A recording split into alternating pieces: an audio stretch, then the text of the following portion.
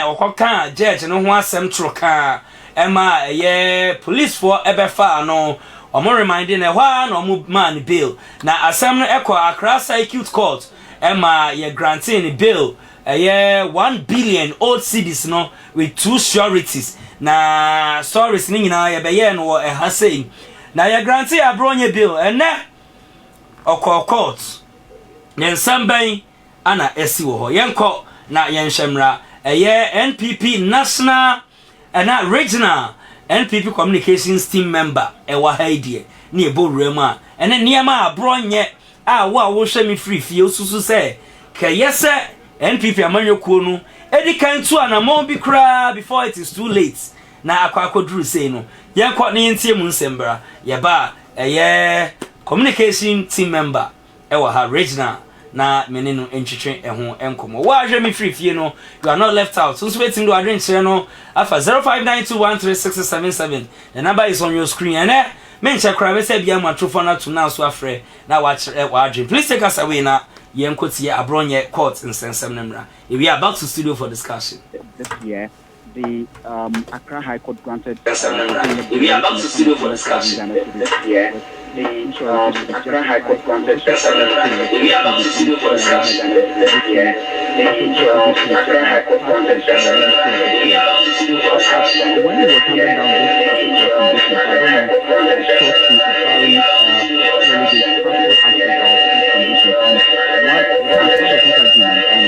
lawyer made it clear in court today, I'm talking about General Master Ade, he said that the plan on the 14th of this month will be going to the UK to attend school. Apart from that, he would also be seeking health care in the UK. So for that reason, they wanted the court to carry that aspect of the condition so that his plan would be in the UK. He would, when he wants to travel to the UK, he doesn't have to come to the court to seek authorization or express permission and all of that. And for that reason, they were in court seeking the powers of the court to vary or take out that condition as part of these bail conditions, right? But when he made that particular statement, then the prosecution led by Joshua Saki, who is a principal state attorney at the AG's office, also argued that, in fact, in the first place, Abronya has disrespected the court because when the conditions were handed down to him, he did not, present or submit his passport to the registry of the court based on their own information and the checks that they've made. So for that reason, the court should, dismiss his prayer and also remand Abronya into custody. So after making that point, then the trial judge, Halima Abdul Alawal Bassett, also said that based on the evidence before her and all the checks that she has made, Abronya clearly did not submit his passport to the registry of the court, which is a clear violation or a blatant violation of the directives imposed by the court on the 22nd of May this year. So after making that point, she made a ruling and said that Abronya should be remanded immediately into police custody. Apart from that, until he brings his passport to the court, Abronya will not be out of custody. So this was the ruling made by the court. And he was there in the courtroom? So Abronya today, surprisingly, was not in court when this particular ruling was made. On Tuesday, he came to court, looking very calm and expressed optimism that this particular application will go through. But today, he was conspicuously missing in court.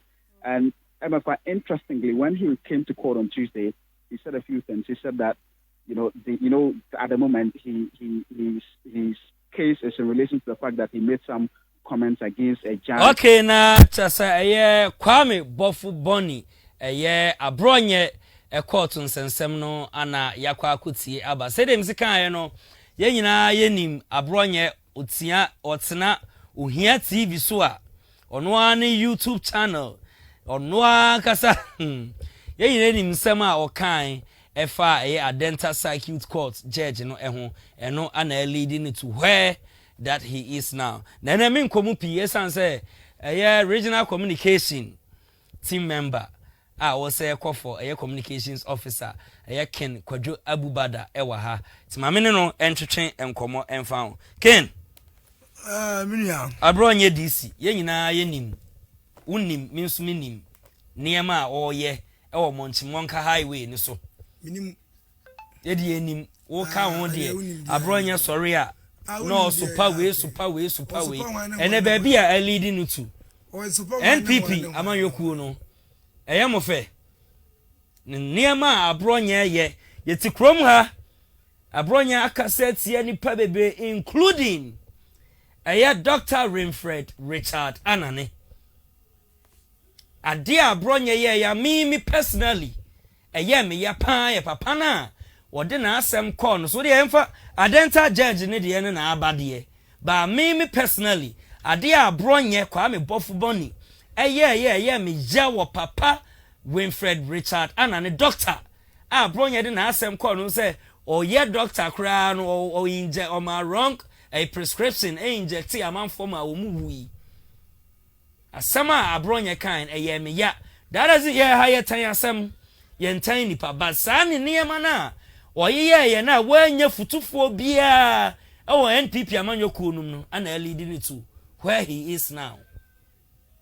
See me enkom minu ya madasi yese asemsi ne se adanse bia ni ho a yetwa asem no ho bi de ya adanse na already no what the guy condemn yasem men condemn me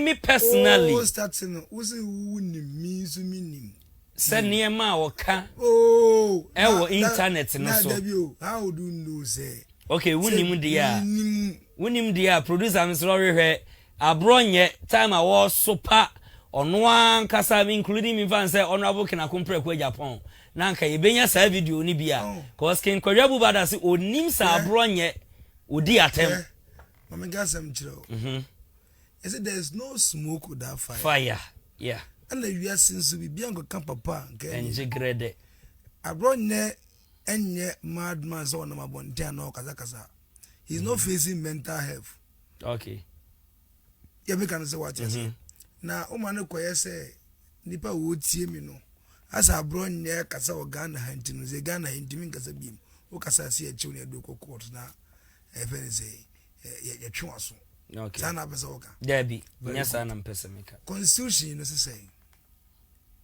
democracy constitution na me ne wo ye ma me na o tikediti a chichanyi na o tie kurase no lawyer ni na o no te court ha no akura no obia artisans for shoemaker for nyina kabo mu no aye kwaji 2 mu 1992 na say obie article 21 freedom of expression okay and now ogobie article 14 so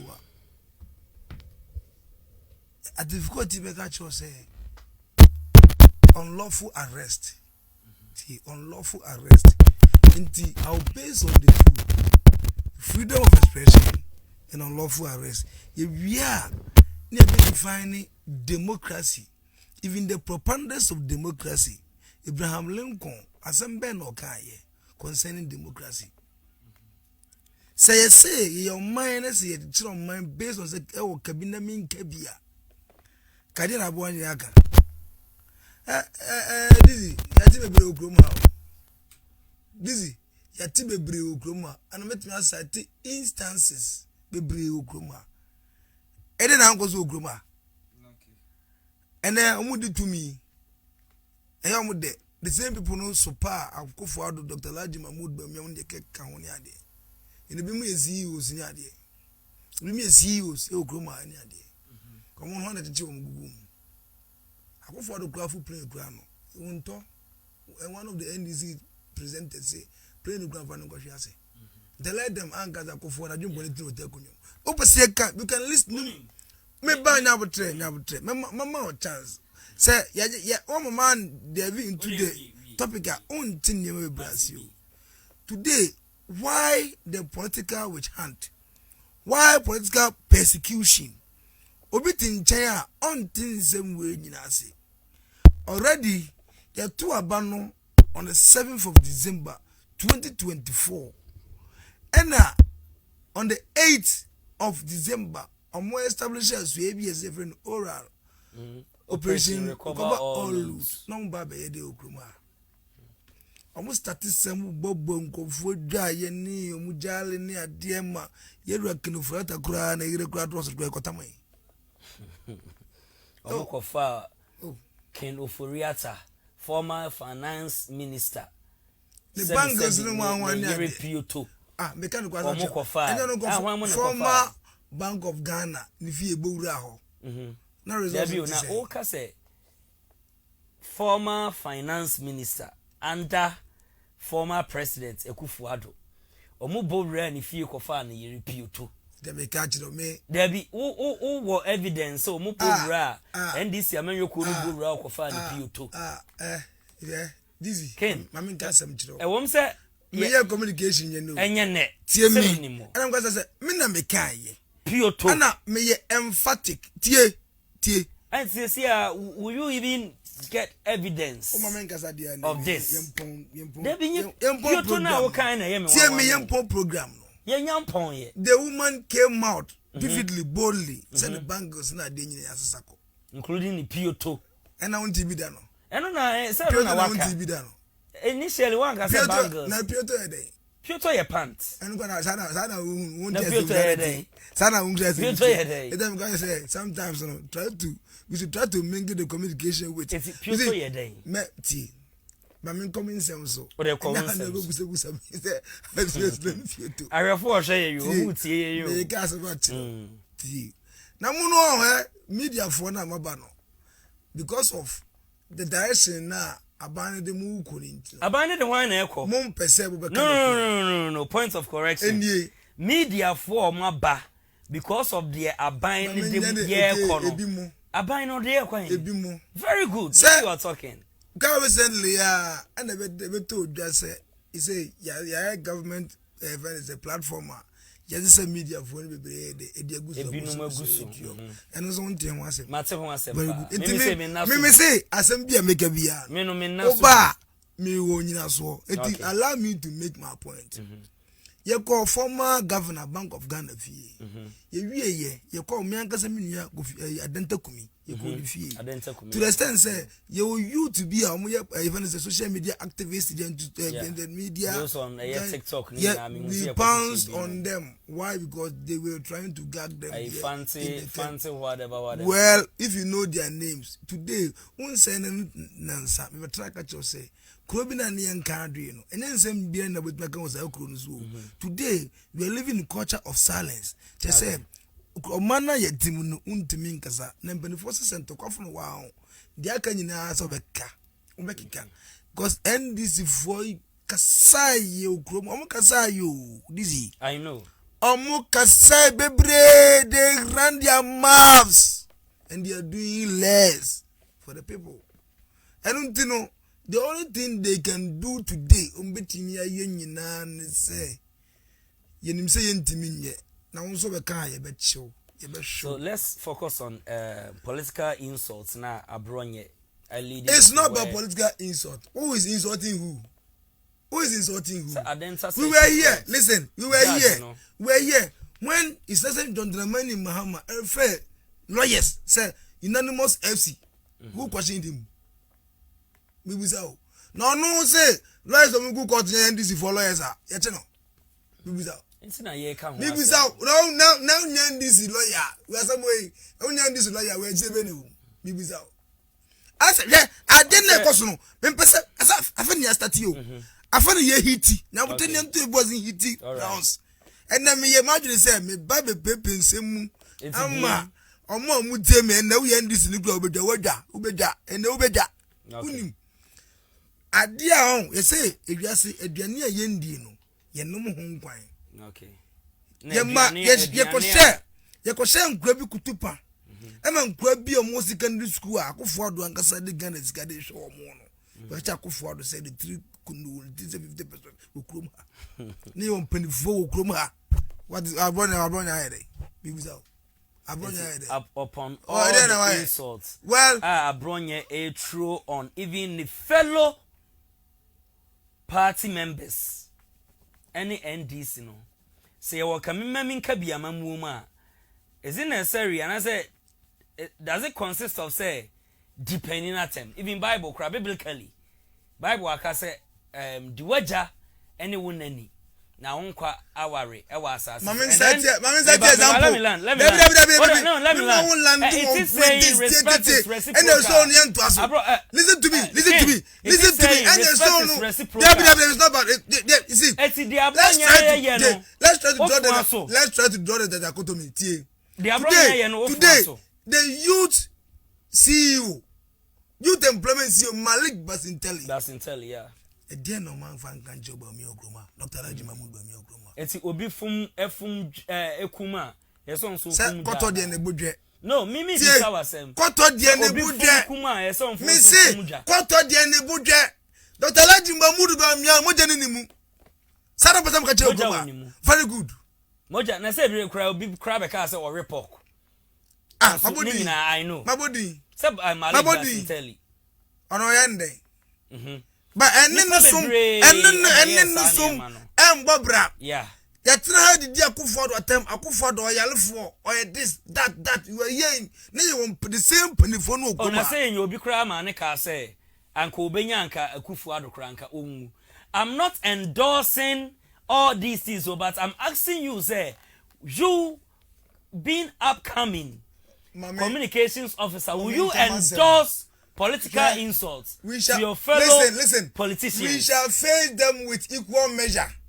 And really? We shall mark them boot for boot. I will not sit here on this show and retract my words. I said, read my lips. And listen, we shall not fold our arms between our legs once we watch this NDC people to perform abysmal. We shall any day criticize them. Yebe kasa and na yenye ready see yebe kian nso atum and na dia mu ye bia no ye no me con the same thing really na me as I make as you are endorsing political I'm not endorsing well, what you are saying is good for good. This one is reality. You're talking about Mama said good for good. Listen. Then criticize. Where is the better government we are talking about? If you have this, advise them. They should stop this political persecution. Yeah, I'm not endorsing it. Oh, yeah, can't in the aka. Now, you say the only thing you don't pay events. It's more fellow party members. My fellow party members are here abroad in the lives of Dr. Richard Anane, Honorable Kenakumpreko in Japan, and others. Our true says to them, no. Do you encourage such a behavior in politics? Yes. We don't hesitate to condemn. I'm not condemning anything. I'm not condemning anything. Listen, we say, of course, there's some seer. You say, and now no a year day. Okay. And now no a year day. It's time starting my conversations by saying, there's no smoke hot without fire. Bibia go come up and get there. Hey, I want your number, madam for someone no kaza. Uti, let me tell you something. You call something internal fight, internal wrangling. Yeah. It happens in every political party. Quite recently, then this is one of you see the band they were throwing shades and jabs and whatever, thumbs in the air. And on Zoom TV. Very good. In the infant from let me delve into the topic. Okay.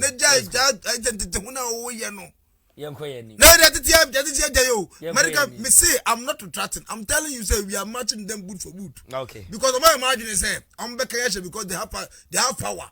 Okay. Everyone say winner takes all syndrome. Yen ye wini. Ghana hano ya abane tomo omu yen ton Ghana from NDC fu. Okay. Yen ton Ghana from NDC fu. Yen ton Ghana. A series of demonstrations orchestrated by insult. Kumuna na do my radio kumuna na do my or someone why you not here in Ghana? Yeah. Then telephone come ha. That Christian community when you come ha. Islamic community, Muslim community, no why they not here in Ghana? Council of State, Council of Elders, why they not here in Ghana? What are you telling us? Bishop conference, why they not here in Ghana? How about what say? And what assembly on Momoka? They organize demonstrations upon demonstrations here in the country. And na wan ka say your words na wo kai no untimi nyina say ye ka ho asema kire wa ye bow tape a kire wa wo say if you say what wo pesa wo say ah wo pesa wo say into wo kan ya say because now that so are you happy about the current state abronye ewum na na state be also ka say bibia ankoka papa anka tie it's one no de no no akwaka na age grade so are you happy for abronye be sene ponkon na nka say odi ne dua e free ni ma me ye ba ye no anka to me say when power changes now this who you so crampo now one for Jesus Christ no ma me Mary am fama groma ye nja wo I'm telling you me catch so me say now bra Ghana for to about the people see Akim me say we shall face them in equal hot measure okay see dia groma okay I want that guy now when your case Dizzi me no na case na me go court not the same case when you lawyer what is that case as well what do you think will happen me no na me don't you think say abronye ogoyi too far can we check okay dai nsem okay dai send dia mutimi ka che say obi kasa me timi bebeti no actually send na basa what go do say education minister kwa condemn this act yeah I know that mean as someone be I'm not encouraging. He never.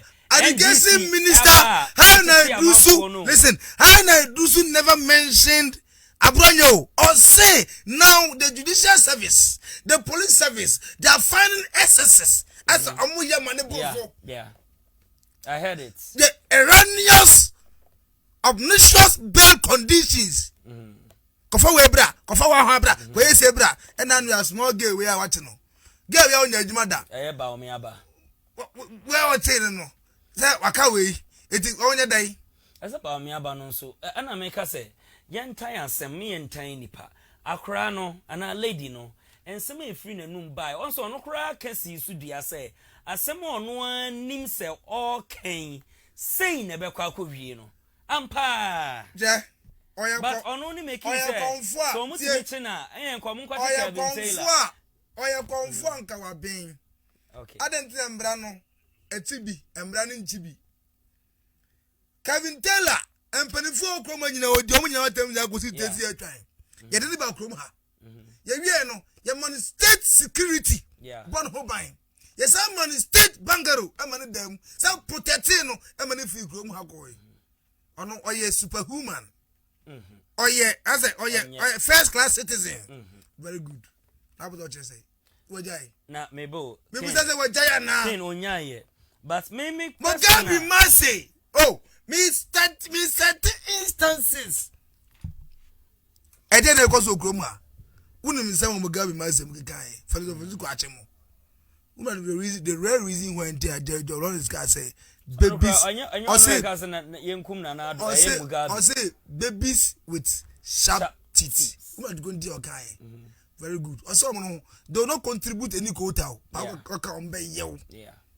So we dinner now to Bamiatem. One the cultural bar said Dr. Laji Mahmoud Bamia a liar Ukruma. What a trouble.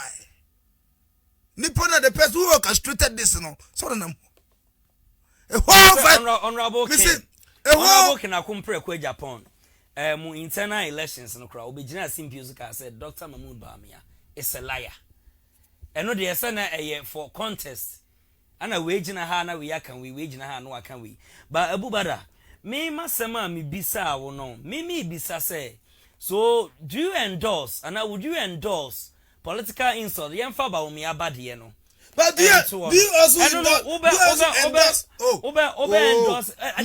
endorse no so imagine say you being his excellency John Dramani Mahama ana abofra na esukonoma te sa baba we ababeka sansem we akyrew so ebe ye de ebi kra na oba e chen no enye politics a anka esukonoma bi anka youth bi obi omo ne bra bi obi a wonim di obedi woni di obeda anka obetimi asore akọ social media so phone camera de esi nanim no was super obi because of just 2 CDs 1 CD data.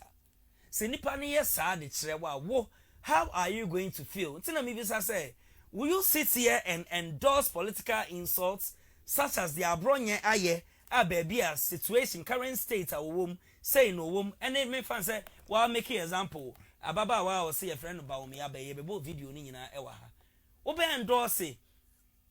Are you going to side with them with their insults on elderly people? Today, I shall say, I said, respect is reciprocal. Also, when you know yourself, so say respect is reciprocal. It means a question say, where was it says gentleman in Mahama when his babies were insulting? I go forward in Belmia. It got to a point. Some of them feel insulted Kwame Sefakai. Yeah. Or Professor say yeah. No Okroma. Me wa hapa. Okroma. Oni show su kwa ma Okroma. No mama Okroma. No mama Okroma. Otumi condemn me. Tie, is a penny o trefie memo from a winangam. Ye bunanka we for our headache. Oka ho. Pese penny o trefie memo from winanka bunanka we for our headache. Oka ho. And I may make us say. Oh! Yeah, are we going to continue with this? It's yes. Game family mama. That be what dream master say. And yes, say a buy ye home. Oh, be any wow, they ban church for Kota Bodia. Yeah. Ah, to the Odiano. And one I'll be chat.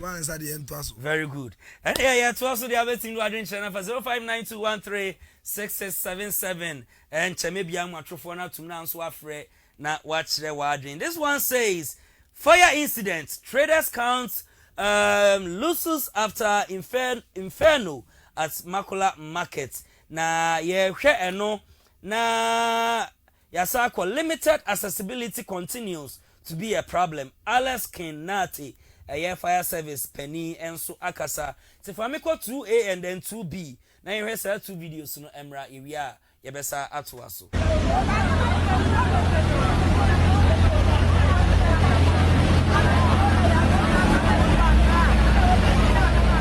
Ensu kese a etoye ne mframatenden a efa yenti wo mokola dwombiaye a aposifo dan bi wono de hu ya ne se agrada adwudwa ama agrada bi asonkane a wo hono mu na kane yi ehyase ehye ya a ehono de adan a ne wo hono bebre na ahye adom kase kopie mu hono no na adwadifo de esu ne adwadwutwa na ekasa sesese de wahwere wo ne japade bebre onipa ba akwa ye ne kasa yensem a wo kan ye ne se wotiwe wo tonsuo ne senti wo fridge mienu wo hono ma nei sa fridge ni na asay tell me what I say 12 years Kenra you want to jump so I fit where be yen said yeah ebe kase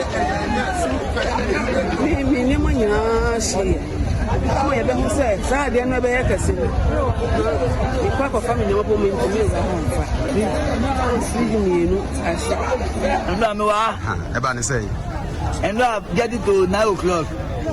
In that time, I was a wusi every hour. Agba wusi kitikiti o. Yebe wa na dani we o. Agba police ni mashi. Nko busika, nko funtale eka obi dai ntale ma ena 2 bile ni na ashi. Me nyama ni na me ade matuna survive ni nyama no. But me bibia so ashi. But me da ya me ase. Enu achi wona no wani tua saa asemi mu no wonsam a wode tuja eni ayumre na me na madam fude de vitamato na ya ba be check last bo etiya ko no de bi na se fie start to no and attendant see am se krant ade na ye se wato manchester no nti etiya mu no na faja oh wise no pan na wura the tanya na wura hono a e masa attention na e koso eba sa no mo ye den sa no na asasna me hu sa bida ti na me ye ma hye me nti na ya de tetiem ni ya tetiem nti awana mo fa service on ba no mo se on so ma yi su enim nti on ba gina so mo ko fa ni su on mo ko ba na se esu no eja na dara na dare on mo ya mo bia fa anya yi on ba 2 times anfa. Close to a fire officer here. Let me speak to him.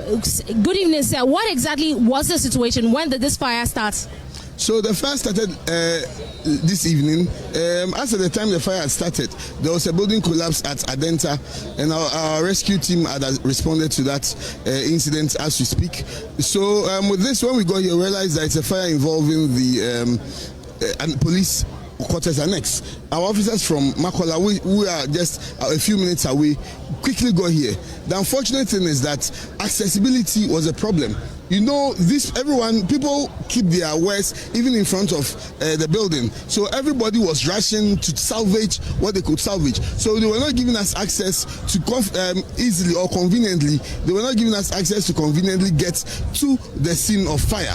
Again, when our officers got here, they realized that there were a lot of gas cylinders that were packed in there. So there were a lot of explosions and a lot of gas flames coming out. And we know that with gas, when you pour ordinary water on it, you are doing a cost 90 job. It will do nothing. So how many gas cylinders have you taken out so far? So far we've not been able to take them out yet because they are up there. Okay. Our main target is to make sure that we contain the fire from further spread. You realize that there's this white building here. That's from what I gathered, that's the building of the Ghana Water Company, and it's a company that has not yet been affected by the fire. Our ultimate aim is to make sure that the fire does not affect it. Also, there's a bank at the back, commercial bank. There are other buildings that are not affected yet. So we are prioritizing containing the fire from further spread. But see from the scenes now, I can see the fire spreading at the back. Okay, now just a fire incident. See our Makola no and your Kochaba and a fire service personnel, Alex Kenati, and I didn't same way at Sujana, same way, interior minister, Muntaka, and so Edinano Ababetum, or see, on bay investigation, Afa hon, no matter the outcome, and I said the cost of the fire outbreak is or Makolano. Yen court na yenti or no sumra. We are about to studio for discussion. Aprobo a wo koye ye bebisa se sese no de na ban na eka e de afa ja hyehye e koso e wo tudu.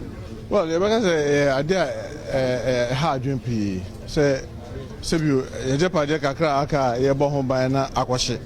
But akwan na me de Yankopon na eda na se because you see no sebio yanhwere obi ne nkwa enkwankwan na wontumi enhyenema anasa wontumi replace de aka ni na bebo ye ho ban na the high end say no hwe ye mrante ne meba wa mo bo mo body edwuma ma ye no nipa 42 officers na ade no aka mo na nipa 42 ni se kwa na say 30 na ba koduru ho no ye hwe dini na mo ye 42 omo ne omo busuafo omo ina ye be 140 na say no butaya da ye nim kese tentem ya ne say kwan ya befa so ama obia timiya baby a ode ne ti beto na in the interim no IGP ne pay for my board home modern be o mama moska kakra no say eja because ebi mo bibia hye atade a hye o monko na o mo de me pie enti ama moska ka na pay so aban so e disca bi so esa e title nadmo e de nyoma e bre o mo na ni na no ye ne IGP aka aban e boa no na enumonimu ya yempe dan na yen han na mfa ma omo nipa 42 ni ase be abusuan no betimi anya ba bi pa ada na officers so anya asundwe timi aye omo djuma na nura we ni ekoso no ye officers ba ko fire officer eprai enti e bedi apropo be sra no ana e dan so onso ya mencha de ye hwe no doctor for na ka tell say no hoye bia ne kura no ombeyi amanako fie enti nyoma bebre na ye de to yakwan mu especially dan na ahye no also ye to anamo na munyara no na ye hwe kwan ya be fa so na ye sisi ba wona say president ni krum vice president so be no kasa also obono region be say bia e tra kura no also ba behwe de ahye no na ya kan ho abom na ye hwe kwan ya be fa so na hawa wo mu no ye efiro yenhwe wo ye interior minister yenhwe sese nsu tobre a ahase disaster ahase ahomboa be na mudi gu akwa mudi afa emergencies no efa no collaboration security agencies well and the da wa wo head modern ba omo nra omo ye no nadmo ho national security ho fire service police omina e ka omo bo mu okay na chesa in some way na interior minister and so Eddie Ababe Tuja concerning the fire outbreak SC Ewo Makola. Now, or see a total of 140 people have been affected. Okay, Mumami Chami Husima. Okay, all right. Okay, was it a total of 140 people have been affected by the fire outbreak at Tudu in area CBD. Na na yensentie second time Emra. All time we give chance to God, because this thing happening in the night, and if we have lost life, that would have been more disastrous. After the property, we can find a way of replacing them. But if we have lost a life, that would have been impossible to replace. So we thank God for that, but it is too unfortunate that at the time that we are struggling to provide more accommodation for our men and women in the service, we just lost a property. Investigation is going to continue to find out the root cause, but our concern and the concern of His Excellency John Dramani Mahama is to extend his sympathy to each and every one of you. You can be rest assured, if he was in town, we'll have been here together. Our Vice President, I briefed her this morning, she's also in the Bono region. Definitely, I know she promised that she's coming back this evening, and I know if she gets back this evening, it's most likely tomorrow morning she'll come and visit you again. But that as may be, even though His Excellency is out of town, he has given firm instructions to us to make sure that immediately we try to bring relief to you. Yeah, we cannot replace everything that you've lost. We cannot comfort you immediately, but we must immediately try to settle it. And that, with the help of the IGB and his woman, we are assuring you that before the weekend, we should try to settle each and every one of you by the grace of God. We are supporting is to immediately, from today, try to get all of you temporary places, even if it is a hotel. They must try immediately to get to a place that you can put your head. We don't want to where men were cramped here and women were cramped up there. We don't want to hear that. We want immediately, by the close of today, all of you should have at least some place temporary to put your head. Whilst we take steps within the week to get accommodation for each and every one. All right, now just Muntaka, Honorable Muntaka, Interior Minister, and Wakasan. Also, Bia can come to Niem. Wow, Niema Ashe, or Niema say Biano, on bepe some amounts be at the Amamo, now the Ashemu business. I say, wow, Wunya Babin so nano, say a hotel cry. Anna NDC, a man your cool, a bino, His Excellency John Dramani Mahama, or bepe the Amamada. Interior Minister say, Femodi Bianca Nakumantuniem na omo resete Ghana. And see His Excellency and so the listening president. And see dear Omaka and I do Omodia Tunanim so on cancer His Excellency John Dramani Mahama. Gonja needed to concrono or the Oseba yo now I can't edit at Sre Omo. King Kwajabu Bada resetting Ghana. Let's say NDC Amanyukuno. His Excellency John Dramani Mahama or Yejubapa. Or see hotel cry. And Yamana Mikayo, Interior Minister Naka. Or say a hotel, and it will text them. Say Obama or Mua or Mohuaka or Moniama Ashe or Bemo Mujetri, no Massa Momu baby others. If say a hotel cry, on the Bemo mother. Aban Papa na Aban. Ah, and Yaman never video. And yet, Interior Minister, and I didn't say now. They said Interior Minister and go for Copenhagen was say 2 times about them. Maybe their current. I don't know. Muntakayan was go for 2 times about them 4,000 washing. I don't know. 4,000 I say we are just a far for. I don't know. Sometimes maybe a politics do. And the Ghana first said they could do because of free education. And even he may be saying because of free education and now don't go afford the buy will be a TV school. He said catch will be a bush yamu. Catch will bush anymore. First now a yes na ye probably got not table where promo I see you go high catch and never travel church. And the beans said you was happy. Oh, is that crap? Oh, be educated. Oh, be educated. Oh, be a school. And maybe I never snitch a man. ne catch a Ghana for say we have sort me in the chum politics the throw a crack no crack a crack and wait him the way come at him nina kuma na juna da yama on and so can and how can you na jashishi I don't get it second make kaba okay June 3rd 2015 what happened here in Ghana na one peso na mahama exactly 11 years today SSC enra ana na market the day I don't know that shit. I make a choice. A history now repeating. Yeah. Make a question. History has repeated itself. Saban fun about 10 times about wow about can 10 times about only vision. Babia say this. It's about to say it's excellency any NDC. The omo ye nyina no omo ni vision. Make a mama catch it on Jiro. A catch it. When mama was in opposition, or say sanitation ministry no, obeguno or winia. Not the best local government ministry. I say, do you know why? Say because I come forward. Only the political will, only the zeal to curb this, to combat this menace. You get the whole thing. A two abamanoa. Over making sure say, sanitation ministry. You can you call World Bank ya. Near quite the World Bank is ga. Near Besha near Bedia. Young find your no. Ono dear or bar. Or the local government will make sure say. Sa incidents we are and confusion munya mushroom at the channel 1 year geno. It be in okay. Oh, we are no go share local authorities say can't want some channel. This is not the first time okay. You can't want some channel. So when we come to London, I said almost with a few moments. Moment later, when we come to London, who go sit there and see canal swap. The amount of banner crowd will come after you in 1 year. Okay. Say the government of today has resulted into blaming the citizenry. He said instead of them to face the mess, I almost in the honor. So yeah, no more blame me. See, you be say catch on say. You too about mom say. Who me blame you? Okay. You too mom say. And your man no more job position no more say enya no. Omumla no more face. Okay. Now we got the other side mama.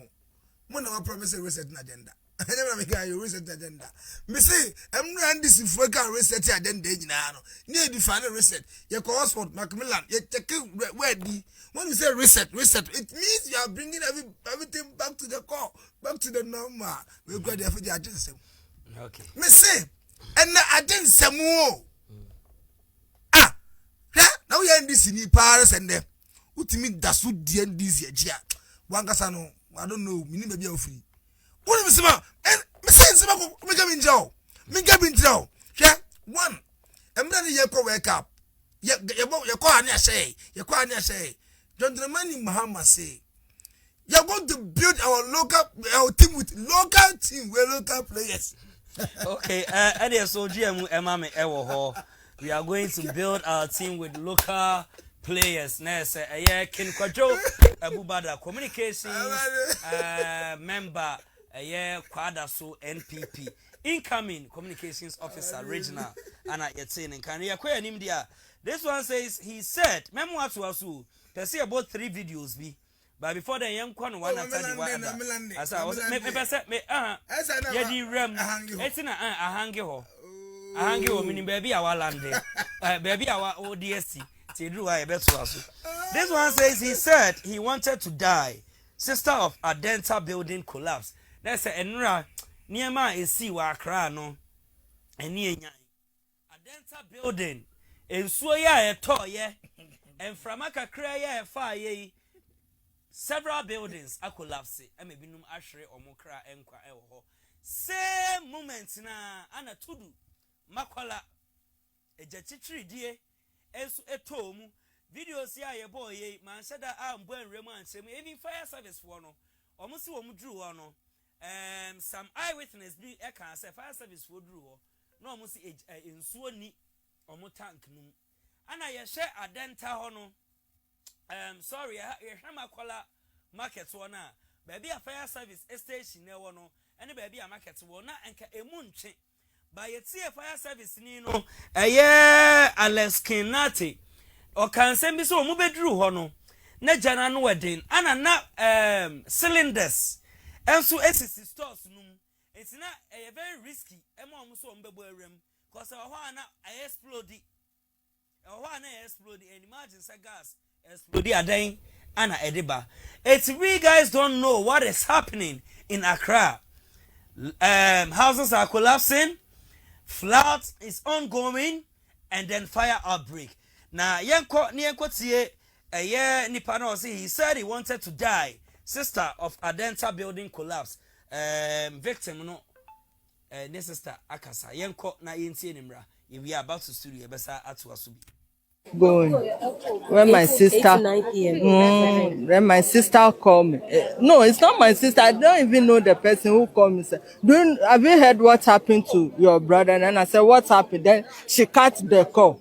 So I called my sister to actually they stole my phone, so I was having yam. Yeah. No, not here at Kaswa. I stay at Kaswa. Okay. So I was having yam. No, there is no contact. So I called my sister to call and find out. So when she called and they said it's true.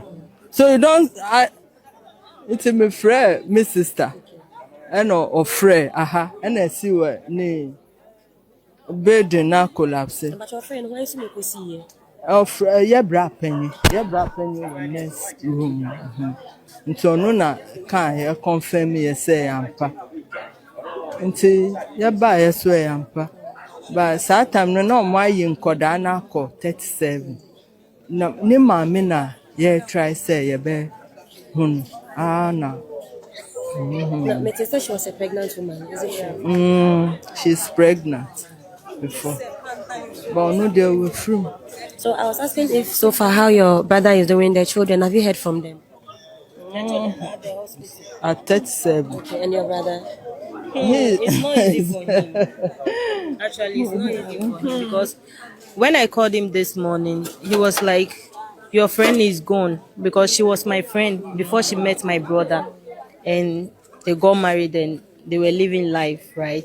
So when I called him, it was not easy for him. He was like, I want to die. And I said, you can't die and leave the children. So he should take it easy. So they are coming. So was he living? That brother. No. So was he living here alone with the wife and children? Yeah, it's a family house. It's a family house, but they are in the room. The kids and my sister-in-law and one of my cousins. They are the only people in the room, but the remaining of them were down. So when the thing happened, they saw it and they ran. So my sister-in-law was trying to save the firstborn child. So that's where the thing broke on her.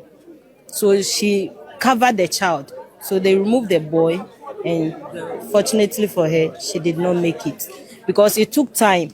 I heard that the thing happened around 6 something. But me, I heard the news because I was at work when my phone was ringing. So I heard the news around 9 something. So I have to rush from Teshi to here. But for how long has this building been here? And did it look like it was going to collapse any moment from now? No, this building was just 2 years. 2 years. Yeah, he built this house just 2 years. But when they move in, it's just 1 year, some months. When they move in. So share your experience. Like when you heard the news, how did you feel? I was very, very heartbroken. Okay, na video no ewa pa ye kase yebo amenesia na chese ebefa yemre enyina entimu nse ne nsosa emayen. Na yakoya nim dia, this one says a young boy has been rescued from the collapsed building and rushed to the hospital for treatment. Yanko na yehwe video we sumra wen enyina eye fire outbreak and adenta home crisis ya ana ye kan wasem yanko na yenhwe video nimra ewie besa atoaso. Pulled out from the debris by personnel of the Ghana National Fire Service. He's just been pulled out, and in your shots there, he's been rushed to the ambulance, which is likely heading towards the 37 military hospital or the critical care and emergency hospital. I spoke with officials of Vladimir who tell me that 2 individuals who were rescued earlier were sent to 37. And, some good news out of all this chaos is that the boy that I was telling you about has been rescued. He's been pulled out. Incredible scene. But unfortunately, like we did indicate earlier, the mother has unfortunately passed on personnel from the Ghana National Fire Service tell me that it seems as though the mother saw the building coming down and then used her body as a shield to protect the young boy who will probably be around 13, 14, 15 years old. And he has been pulled from the rubble right now, and he's been sent to the ambulance. And so some good news coming in from here. Again, personnel from NADMO tell me that they've called on the assistance of the Ghana Armed Forces. I'm talking about the members. Okay, na just Adenta building a collapse here. No, I rewosema a woman is say, Tini Akasa, ye di a drew mother's day. Yes, you're celebrating mano. A man, dear, sebi. Akoye buachi bidin. Building no air shas, yes, a collapse no. Ba tanya or done ba a penny basem, a jane ba dach in the future, home. Mamini you see the body as a shield. Edi save Akran do Akrano mamina free mu de but Akrano ne ho kakakre de ne 37 military hospital na chese doctors akwa no na ise bibia akoso kama na mamen komanim ansa na ebuwada minim ba bia Holandi yo nti ewie ebewura ho enko to do fire outbreak traders no omunsu ebinim so amukwaje yaban bosia ana omude be share omudwanum say bank ebeche no hen ana okwa kopeska de asa ahye na brabo ase na interior minister edi kan ba be kasa say on pepe sika bi de ama omu na even though hotel kra na say omo rent edema omo ho aka na omo de be ma omo ama omadam yenko na yenko hwe video no emra yewia yebesa atoaso. The city must be fixed. If we fix the place, the traders can get a nice place to sell. They can get a good place to sell. Look at the wires there. Look at the wires there. You see, look at the wires there. Look at there's wires everywhere. Is that how the traders want to sell? No. We have to do something about it, and then they can come in and sell. You understand? So listen, once you have given us the we turn Togo niama. Me niama asidi madam. Ntumi mobo po ma me yemu nhimi. Ko niama na ebi gu ani ma container mienu. Ena fi ha na mete me niama wo dan mu. Niama na me to ha no so no bebre. De wo so ha ase kra do so sin we. Enti no niama ase no me kase me kan.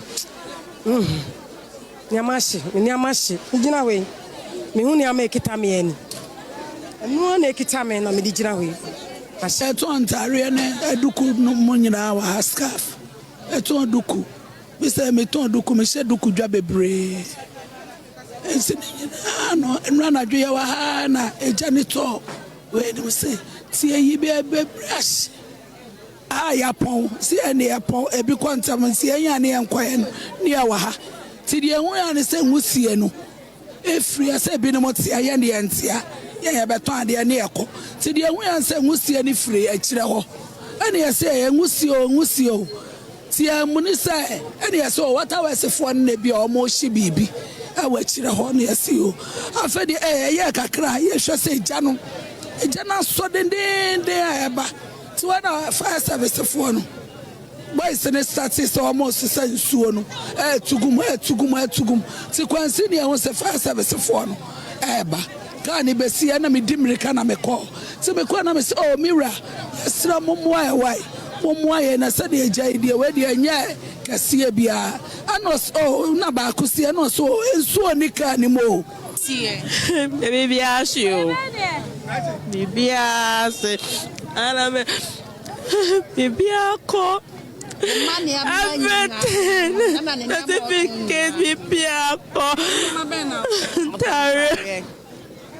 It's now a shop one and now we hana assembly see in your shop or down her team. Then I power near parking near Hatason near cop. Pay them. And now they're better and say, Lady be between and on the frame and say, may I cry me walk ablikuma. Team. One of frame say, me when they got all nana and I'm saying, hey, fam. The farmer tire, me buy and say, baby, anyone may be a My loan near the argument is a same way out to ye, and as some cats and out to ye. Ye name near back catch a loan for no poor Mobetias ye. It's a by money musunum on can be being farmer and my Saturday within the High Court area, the Kwame Museum area, we have some of the drains are very choked. So this National Sanitation Day, we are okay, na chese dwomfuama ana omu asosumu na yewie hu se akra mayo enso de nano ebeto nsem num ne nsama na oka nyina no ejina ye facility ho no how a omusi woya eho obi beje store na we atwe light afa hana we atwe ebinuma ye illegal connections ne nyina etimi ekose fire outbreak obi won so a oba owo shop ho na onu aduane ewo ho niema bebre ana ekose saa we ntia no ana na mayon so address so obeje store say o share how abetimi put things into measures na we no me sure say enye dwadifo no ana yesa nka omoye saa niema no na emom shop owners no ana yesa nka omo assess saa niema we nyina ede niema pa egu akwam ema ni etimi adwuma kin kwadwa bubada ewa ha mitwawa no oka say is excellency John Dramani Mahama say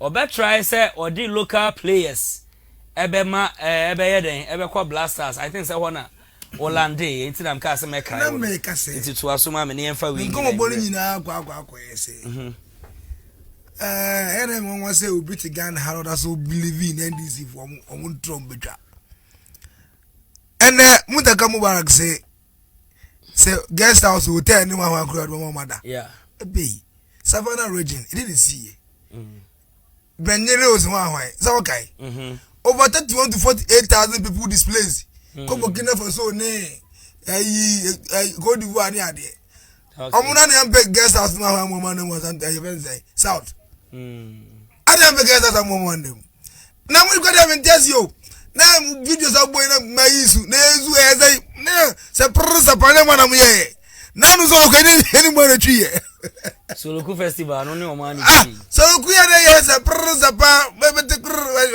I don't this one you go to say se prsa pa se prsa pa ene mo go fe na to ye because of some good tro ye katremu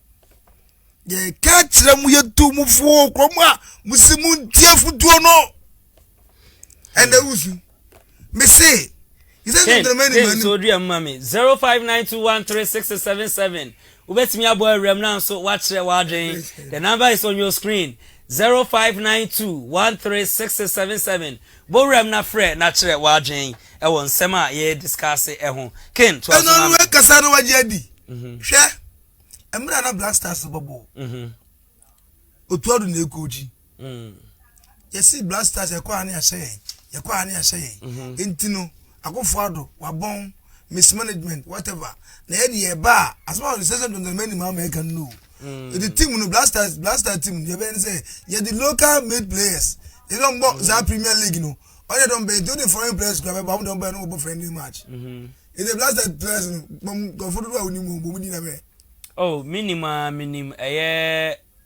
Thomas Partey minim Semenyo local team no they no boy Bob me fan of football and me catch say but okay say me mo na me fan of football me see local players no is a Blaster no it doesn't the area bonte ka say yeah the local players kotokoni has for near aduana mo ne wan there okay hold on mami hello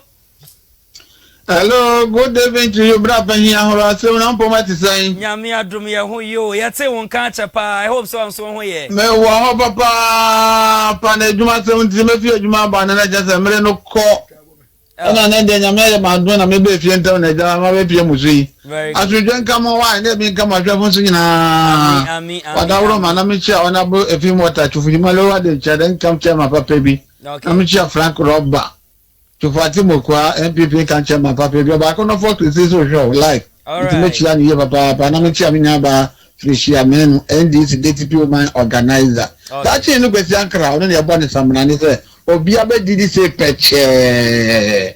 Bra ben ene me bra ben ya oni ni yetwe de medin ho ya papa. Medin ho ya pa so ti me ka kire se. Otimitna efidie kati we so e ka kire na fu nyina se abronye enye hwe. Abronye enye bone bia e na yakwa akwache no. Ah papa. Bra ben do baby ani ya kan okura ni the politics atu nchen yo. Iti abronye ni so mo kika bebrebe nyina nti me bra so anti bi e. Adetu aga na nipa mu na ho bebrebe nyina police bun gon kochi obi ankotu mu na abronye eni yakwache no. Na baba uzo tisa abronye aye bibi. Uzo onwe se wa yefu so bia adan. Adapa obo man pehin bebrebe nyina nti bi e bra. Bese Ghana de yenyanofo na abronye ni sem ga okikan no won ni sem okikan meti se eye togo he ya ampo a abronye ga na nkoti ase ankoti ase otimi yo ma pe yin se no fi no kankan hwe woni wan ankoti ase enti mo no me MPP benfo no won eye omuntu abronye fo omuntu no fo na nta adapa abo bebrebe no onye enye onu kwa braben ye won benefo bebre wo ho kasa omando kasa nye ye bie ya no ye benefo abra ye ntimi nyo mo hwe ade no ze ba ne sa won ana so mo benefo no mo ye sa ade ni da ma mebu na ba no so sua wo omo sua bi ti sa ba omi abaye ono so mo ko hwe no so no so osua de fi penyin bi wo won ni nyina nya de papa wa sa Ghana fo ye so interview zamni ko sa de de ba mo de ye be jai obi obeka asem body bi ada kire penyin bi an bra awo se ye chinu ne famra kwanzo enda be ma mebu na ye fi aseba no ye tun ye gongo fi ansa ade no me da ate bebre ori nyam ye adwuma me da se pa so wa friend wa bam hello good evening hello good evening Dizzi yeah man number 2 what is say yami adome pa cho na nso eh Moses ni wa Moses na mbacho mze ma ba beto nkomodie no mu na de me pese me kan nyina ne se abronye wa nya de ye na egitum se wa nya de but let's call a speed okay se unim se enya enra na enye okay so I say we had a lot of NDC I don't me speaking my MPP for okay but I want the reality show prevail okay nano o man pay court to say audio bi attention is stupid okay what you say yeah wo NDC pay for be mu di atem including Kelvin Taylor then yeah we try to shield them so unim say the way ye ne ya what you say sa nkofo no me call them to order okay e ban san e madwuma die no ye nyina ye ka bia because ye na centrofo ni bi sure what you say ena no kwa ne pese ye kaba ye pese ye ba ko dino obi echi entima obi mbet na ye na adwen se dia bronye no ena wa ya de a obi anye bi da ye nka so de ye ne ye obi no be ba be dina bronye echi se de ye ne ye because obra panyini osin you don't have to insult the person but to go to that extent say obi ye bi odi o mampeyi atem e kan fo kire enne de ye on de wan kasa wo ye bi ye on de wa kwa ni pan enye oni ya menya adwuma all right yeah nyame shira pa so wa friend wa kire wa dwen hello good evening good evening me ba so wudi ni baby a free wadaroma free tafo okay pa cho kire wa dwen e ma me me see your friend go be from Pom because free tafo okay me ba cho kire wa dwen e ma me okay and then you may share program na moya na in fact me were very interested na me ba baso strong question so where you must so moya de boa Ghana but I dey back come I realize where my mo and say omai mo ebia MPP e was so na NDC there the way we see a canon no as a party now was no why dia time kra na adene so edane na the other party no so lambast the other party mama empirical example okay see on this now also sure mranti any member we bi omudidi mahama temnom ne ade and NDC for chi omo na MPP for can be more in a way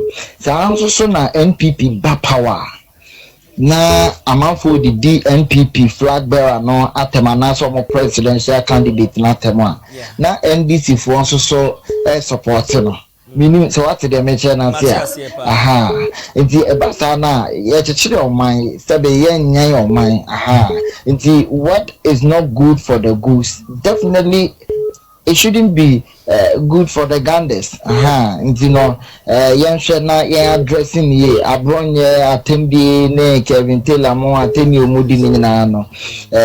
Yesi odi achisu and odi enu mo nante. Mo me no mo nyina mo ye public figures. E basa de na mo kire enkoda na e wo akire no. Ma me fa see her na ofofo nso so emrem. Nyame hira mo na Hana TV nso so nyeka ba. All right, nyame hira pa bye bye. Hello. Hello, good evening. Hello, good evening. Hello. Mr. Sedu. Wura no pa bo no army after ni me kasa fra tiasa soja fomo. Evening. Mr. Sedu. Me chiao. Mr. Dizzi ba ko pe na me chiao producers and engineers. Okay. And technicians and photographers ni na. Okay. And wa hwefo ene wo soja ni ene ja wanya ayi green row aja wo bogumu sa so wate soja atare o be huna ye yeah Michiano. All right. Hey, politicians. The MPP for Iran to pass here, in fact, na ayame one. Okay. But me mo ayi journalist for that samuya ya. Ya de yan Toronto, aso de MPP bet na so mu ye nyina egu ye tirim. Okay. Me de me say both party no mu nya. Me na wotumi a o. Abronya nka me chinida. Okay. Me chinida me de ko ayi bebeka ayi Bible mu apart from Matthew 5 verse 21 da tie be kwa ko bue aten. De wo ye no ese wo mu party no. Me ma reference bi na soja man so wontie ni ye.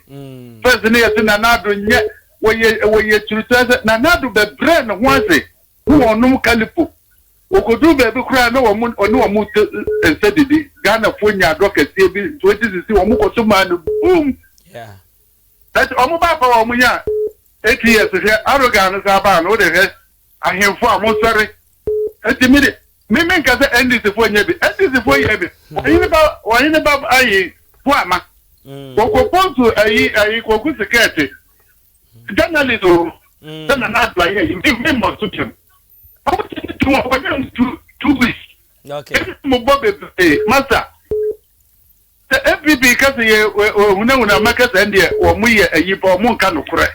Okay. The both party no or moon yanas or mobile to say power whatever baba ball mana. Abronya Abia Sam and a red day. They say I can't see depend when ya. Not still most of son to say.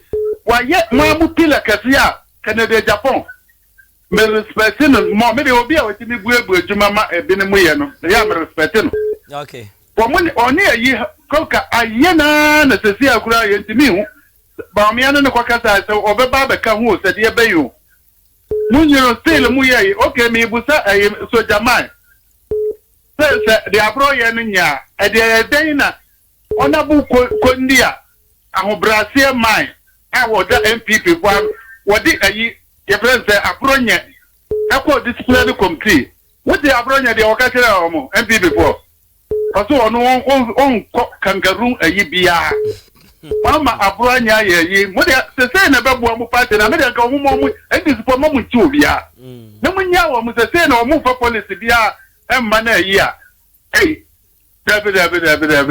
MPP mo fa ayi policies papa so obuba minority kura o ka demonstrate o ma anya bi ama ayi afanyo market respective lawyer police assume ya nya ne o position po hu papa wa ba police for na wo hwehwe o mastro asa sa na ye ma o mo a o mo kan ko na mama de a wo ama this is far hey papa we this one thing god with back so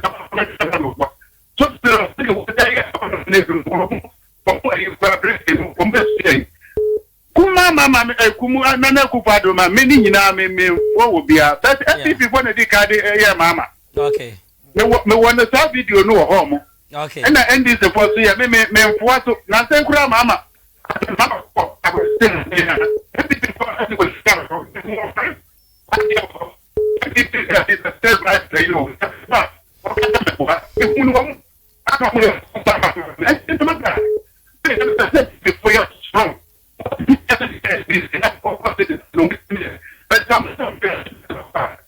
Apart of no move, I wish Uncle Winnie said, and this I have been what's over Yabby. When you, I Mr. Dazzy, young couple, and I thought a justice your wiring system when I say, you're kidding you. Yeah.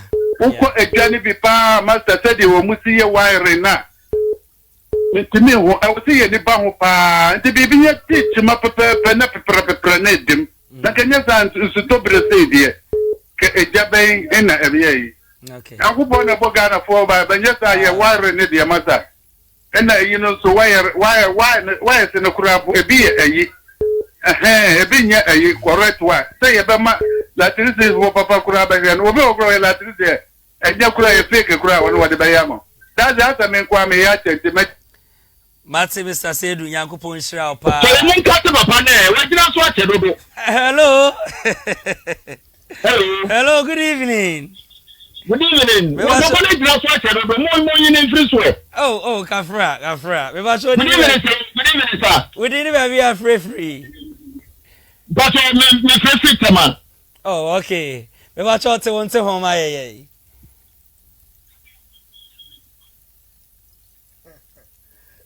Hello. Hello. We watch out to watching Emma when did you cancel? Yeah, Minia. Asumdie Council. Wadaruma.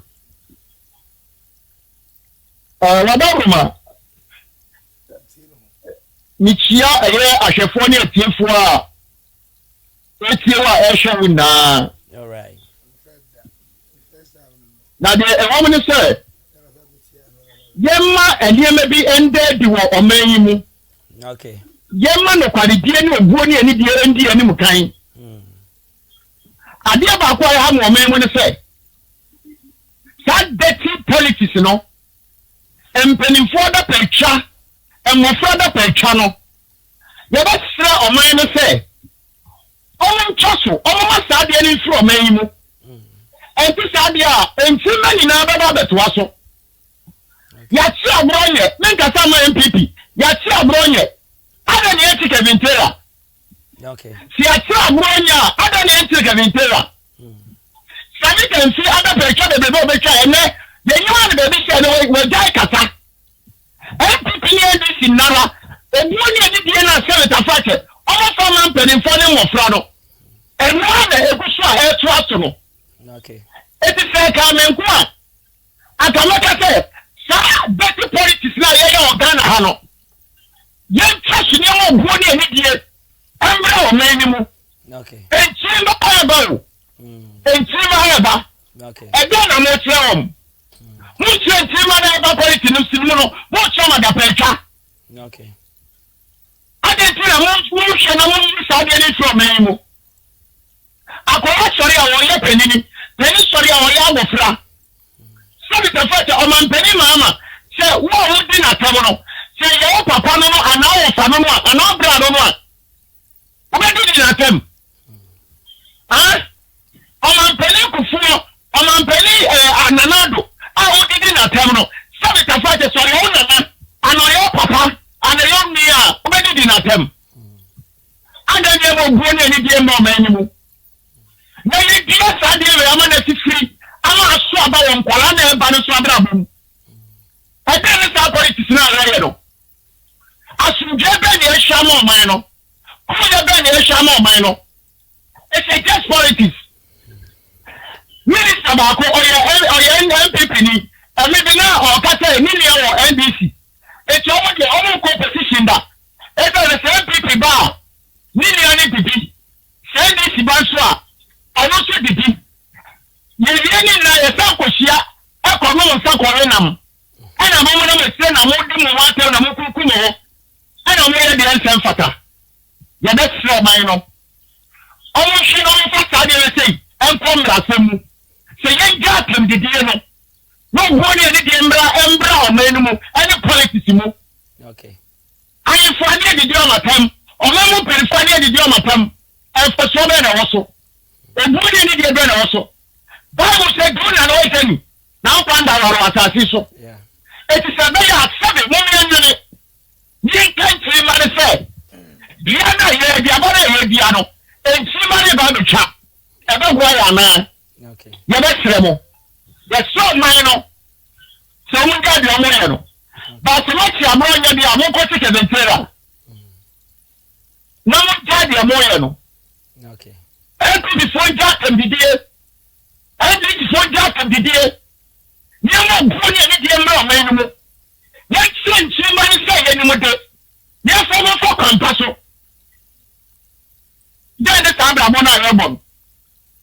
Then it's Niama, you don't mind it seminal. Not say, let's say, let's have bloggers, you know, bloggers. Any, you can say, and some trouble.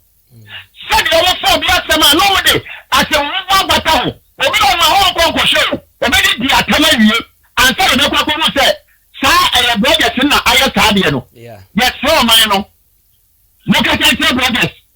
Okay. Now look at and some trouble. It's been any community over to social media. Ready to saw the TV show.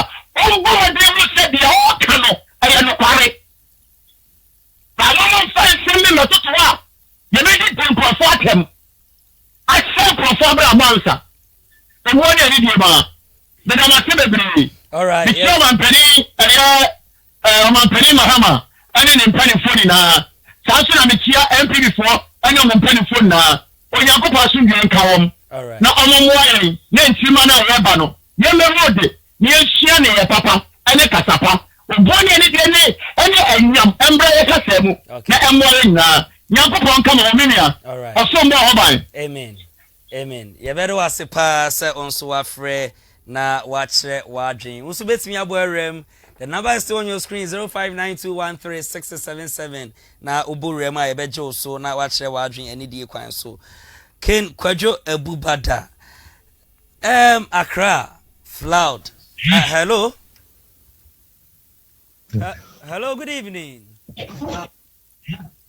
Hello. Hello, good evening. Hello. Hello, good evening. Evening. What you saying? Nyami adom. Me bacho wudi ni.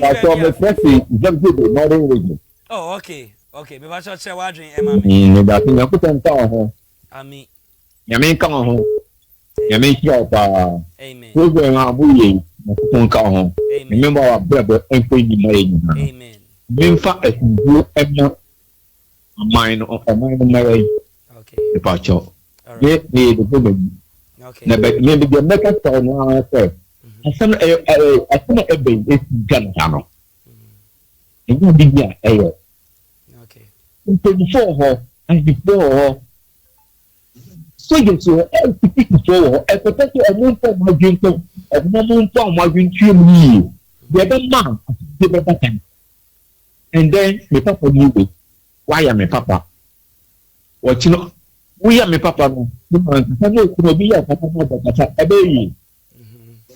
I protest to be no. We can send him for my drink. And you find nothing. No one can ask me to communism. No one can say you. And yet, that's the thing. Go by your way. Go your way. You know, almost going to we wait your papa. You papa. Okay. Yeah, a young son. And yes, well, all my core. And yes, we do a job for mine. Okay. So, you will, baby, a big. The other time you know, but you know, no matter what. Young friend, no, I can't work at all. In fact, let me come with more free. Most of my great no one the fatter the other the queen number. And yes, I got to go. I think I can maybe show me now. I can't go. And to be able people because we're going to see what you're maybe actually no the higher woman. Okay. So the higher woman. Not then.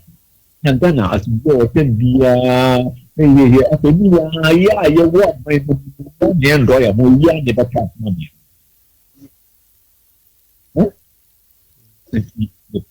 they were having the catcher money. Okay. But if I tell you for almost for my green, I'm not Daniel. The feedback, yeah. You know, more. If I tell you for my green, I'm not green, but I'm more for my good. All right. Okay. If I do as a person, so a friend, not watch it, watching. Also, ubet me abo rem 0592136677 na watch it, watching. Enche the jumedi ni nyina berry. Na yan sha sentem. Jumedi de brum from Monday to Friday abra about 5 na 7 pepe na yapon na ene obi ka yan sha sentem because of ensu etoto wo ha miamia bebre.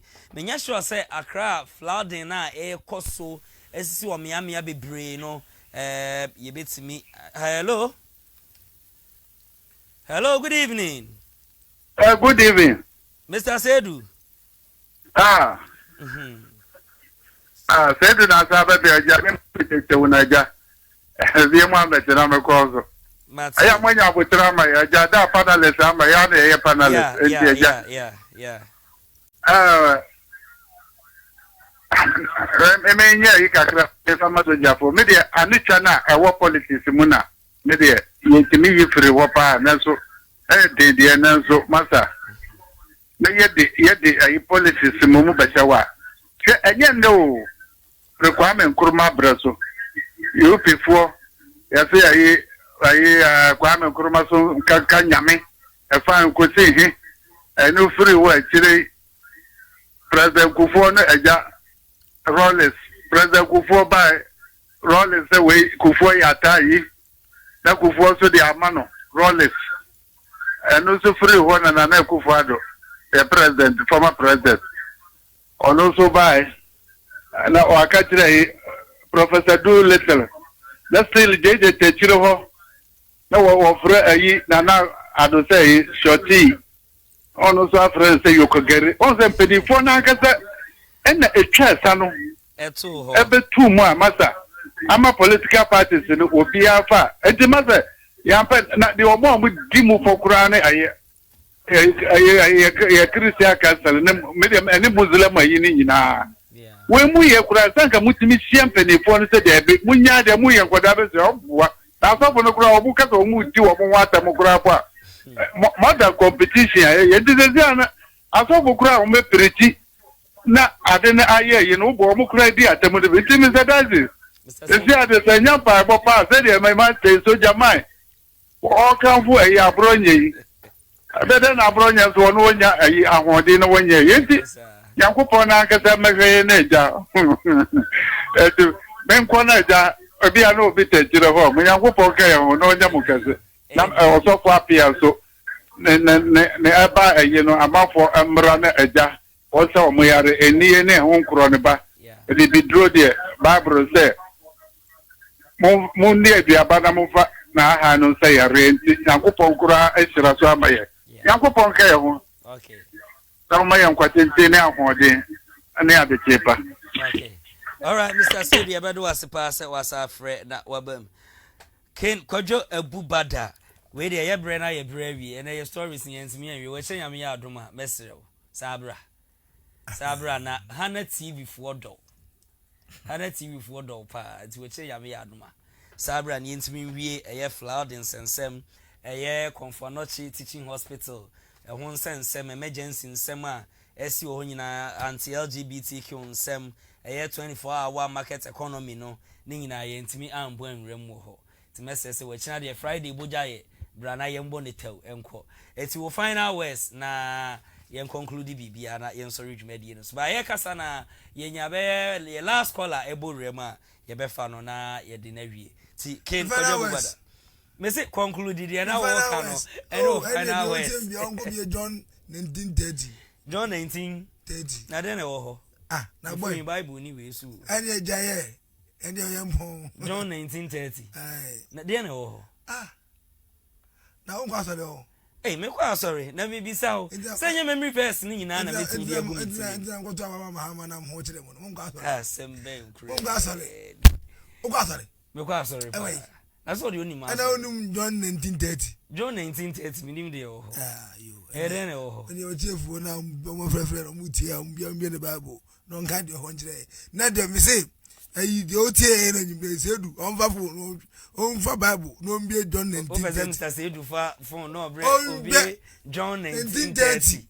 Aha. The producer when me phone back. Yeah, more gas am mu ye ni. I can me phone with the Bible ni so back in a Bible also. Oh, na boy. Oh, there me was special Bible. Jamaican say open to John 1930. Mago to abafun. Why mo? Uka ho. Na se me meti ekunya we so no. Se me ye NDC. Se me ye NPP. How would you know? Who are voting right? Ah yeah, I have the right to vote. Ni nipa me to abama ne de wo mi mitiri. Eya na have me say. E wo mi mitiri. Eya na have me say. Nipa no. Wait, me ba. Mr. Sedu we dey say Aborem John 1930. Mr. Sedu say Aborem John 1930. Na soja man say. Yen twas way. Mr. John 1930. Me say. Eya na be say. The ono. Because I lie. Ah, now you da ho. E ko to aba, e do man dis no. Okay. Yankofa no a. Yankofa na djuma, yesi na adwene nye. Tio. Dia gogo kwani no no ko sa lie, ko to man dis no. Hello. Aha, Mr. Sedu. Ana your first John and second John. Aha.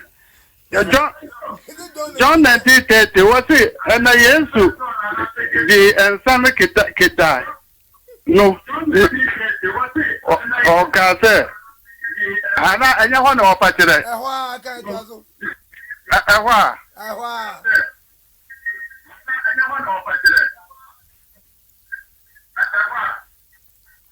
That is Mr. Dazzi that will be a me agasa me. Mr. Sedu dia ka ni chi no. Me I offer a quality.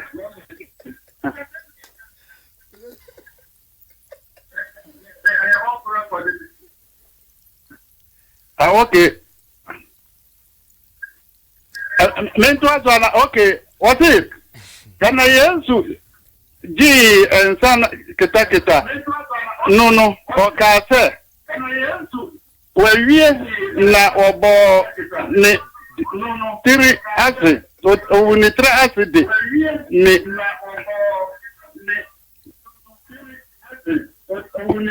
oh my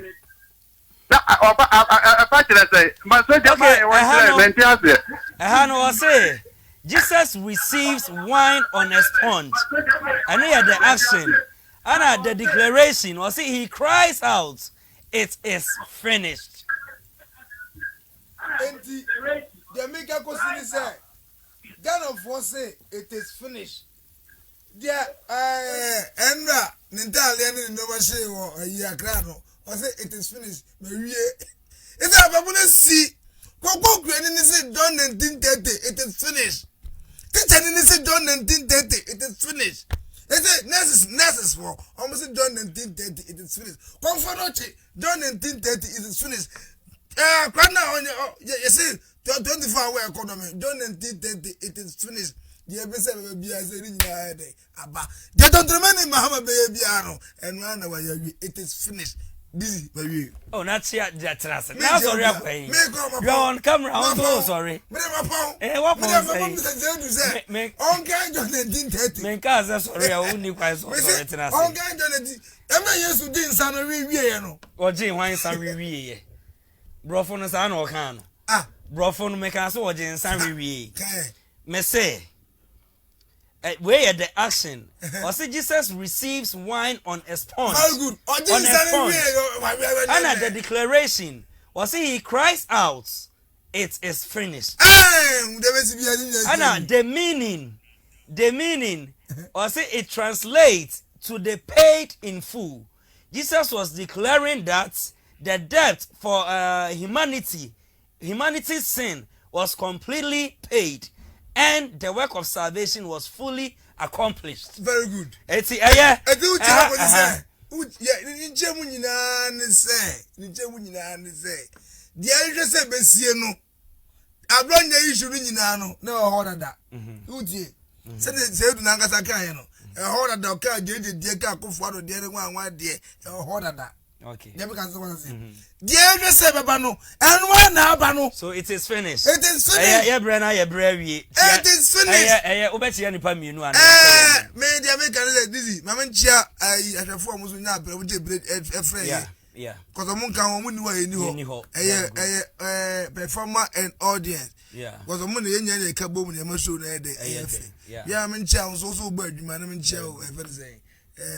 The technicians, MC, Sofa Doctor Apia. Sofa Doctor Apia. Hey, any doctor? I special. Yeah, Papa, we have a chair. Area for us. And I may be so jamai. And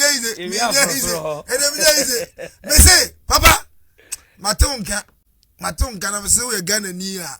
Shout them on MPMA. Me say, we don't know when you young one when you one how to do with the MPMA. So for on them there, there's a big moon Ghana for. We know I have available na some pana modem how pano mo no film cause apostle ko don't serve the is that what they call I didn't want na baba na how na baba no ya ma no what is them na way so we be a chiao so me so beti aye me na me judi me matonka me kwara so ara beti yo ye bia me ti ko bola ga 70 ha ara beti Jaya bia mi hu wada se nkofo die bi hu na me say wo die fo ni fa sa dem ho wo yale na ye abo na wo se dem fa sa ho wo die tu fo amu dem se mu mfa no asem si wi a asem ka se ye kan yo ade no so se ade bia wo na no a wo mpe esu na no nti wo mpe wo die mfa mala me dem tu fo ken the number na 0547 Jitime so 0547 66 48 72 0547 664872. Una oni yo ya ma Dr. Appears is ma ba no ntanto ho untimu oni yo ya za untimi ntra ma ba no ntanto ho na fam na be se sofu de menim ya no on so yale aduru na bu doctor Mrs. Sofu na ko bo se bi ni o na me di ya aduru wi ebremu na de se dem na fuze obi ye mi se na obi ye mi se ntinu wo de wo mfama na fa se dem ye nim se asofu ebrebu patakare bu ntie wo gebo papa sa kramo we de me ka kire wo sa kramo we de me ka kire wo me de me ka no sofu be obi are de me chia papa yo so nya bi no wo chichi ka na kojo wo se me chia nya butre bibi so na we next time ento aba mama hama bi na bibi wa MCR bibi ka che bibi se abafun no ko to ye no results na ye nya no. All right. Hana Brema kwa hivi dijumedi ni nyina ebe awiye. Yesi ahoma eche anoma eche odua so a ojebo. Yeda obi biara oje bread hwe ye ase. Se yakasama ya no pa ya momfa nche ye na yesi kasa dodo hoi ya na mfomso empa woda ye da ya hwefo ye tiefo nyina ase omo je bre efre ye nyina yakobon sro obi biara no nye obi biara kese na nakwadwo ene gina mensa bakum so oye cameraman on handle camera 1 and 2 BB enso MC a on de ye confirm yakobon sro obi biara emidia ene Dizzi Davis nyame admo e kire wa have me follow me on all social media platforms no so at Dizzi Davis K djumadie sa wan hwe na hyase a obetimi akọ Hana TV obo HANA na wabo space na the TV no aka ho e wo Facebook ene YouTube betimi anya ye videos ana ye stories aya ye nyina betimi anya ahye e wo ho nyame adom a we kina same time same premises e wo Hana TV a